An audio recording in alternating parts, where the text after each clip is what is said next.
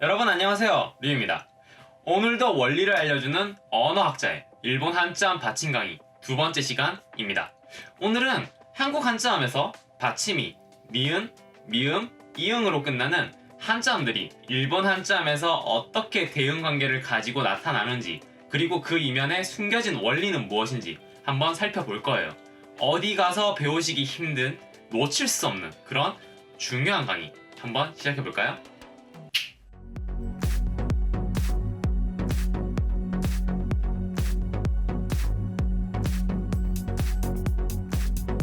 먼저 보실 받침은요, 한국 한자음에서 니은과 미음으로 끝나는 한자음들입니다.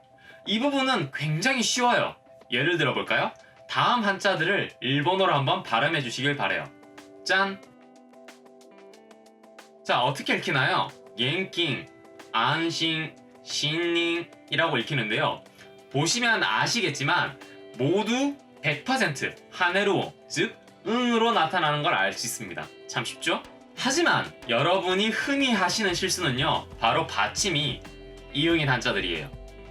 여러분들이 응의 발음을 배우실 때요, 흔히 앞글자에 따라서 니은, 미음, 이응의 발음 중 하나로 나타나게 된다라는 설명을 많이 들으셨을 거예요. 또 여러분들 스스로도 그와 유사하게 발음을 많이 하고 계실 겁니다. 그러다 보니까 자기도 모르는 사이에 무의식 중에 한자음에 있어서도 받침이 니은, 미음, 이응인 한자음들은 일본어에서 모두 응어로 나타날 거야, 그렇게 퉁치면 돼 라는 생각을 하고 계신 분들이 많으실 거예요. 찔리지 않으신가요? 하지만 한자음은 현대어가 아니죠. 과거에 들어와 발음과 표기상의 많은 변화를 거쳐왔다고 하는 부분은 제가 지금까지의 강의에서도 많이 말씀드렸을 거예요. 그럼 한국 한자음에서 받침이 이응으로 끝나는 한자들은 어떻게 나타나게 되는 걸까요? 과연 응으로 나타나게 되는 걸까요? 자, 예를 한번 들어보죠. 제가 제시한 한자들을 한번 발음해 보시길 바랍니다.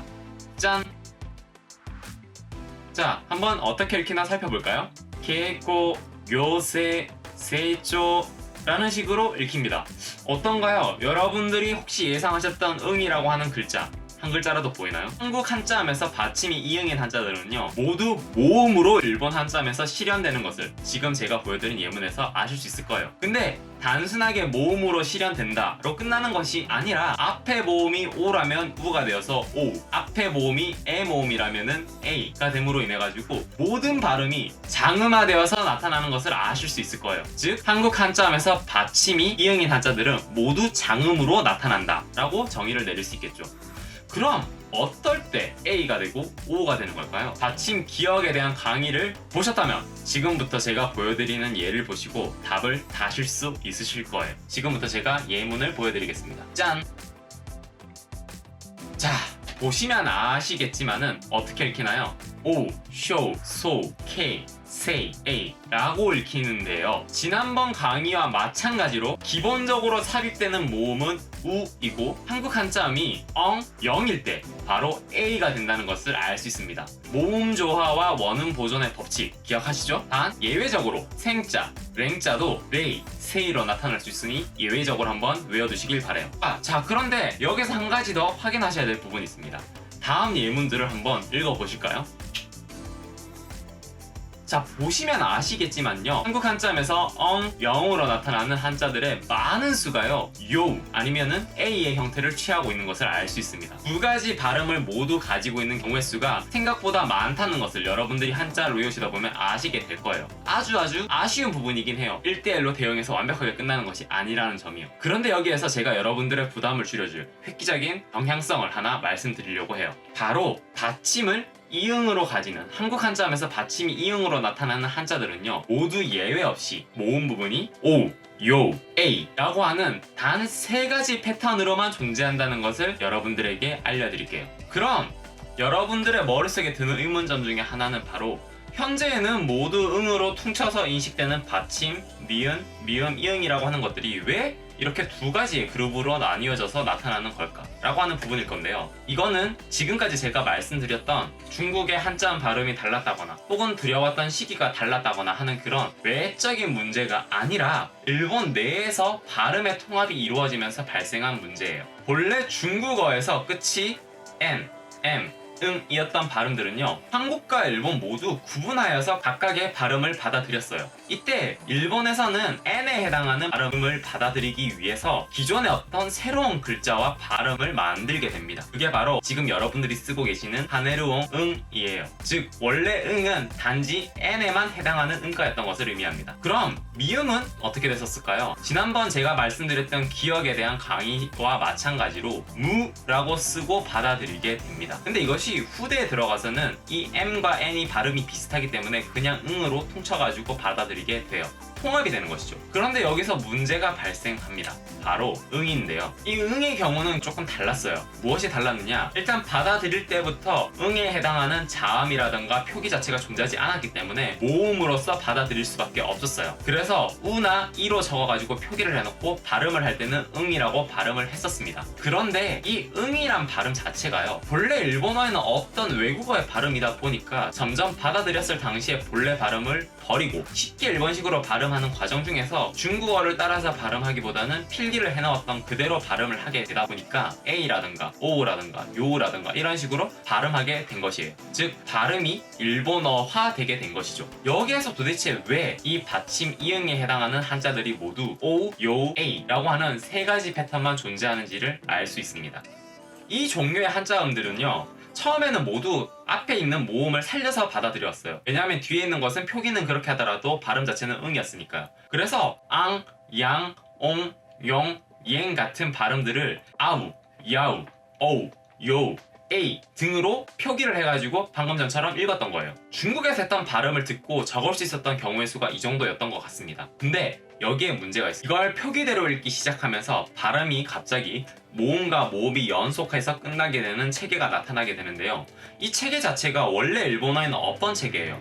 일본어는 기본적으로 첫 소리 글자만 모음이고 그 뒤에 붙는 모든 글자들은 자음 모음 자음 모음이라고 하는 구조적인 규칙을 가지고 있는데 그 규칙이 일거에 깨지게 되는 거죠. 그래서 모음 모음으로 끝나는 부분들이 어떤 식으로 바뀌느냐, 점점 발음이 뭉뚱그려지고 하나로 통합되기 시작합니다. 특히 발음을 하기 조금 귀찮은 들은 점점 하기 쉬운 쪽으로 쏠려가서 통합이 되게 되는 거죠. 자, 그러면 어떤 식으로 통합이 이루어질까요? 아우와 야우라고 하는 음에 집중을 하셔야 돼요. 이 아와 야라고 하는 음은 입을 크게 벌리는 소리고, 우라고 하는 소리는 입술을 오므리면서 발음하는 소리입니다. 아와 우가 되겠죠. 그런데 이 두 모음이 갑자기 연속해서 발음이 되어야 해요. 중간에 자음이라도 있었으면 하나의 쿠션이 생길 건데 그것도 없다 보니까 발음하는 사람도 대충 뭉뚱그려서 빨리 발음하게 되고 듣는 사람도 그걸 대충 알아듣게 되는 현상이 발생하게 됩니다.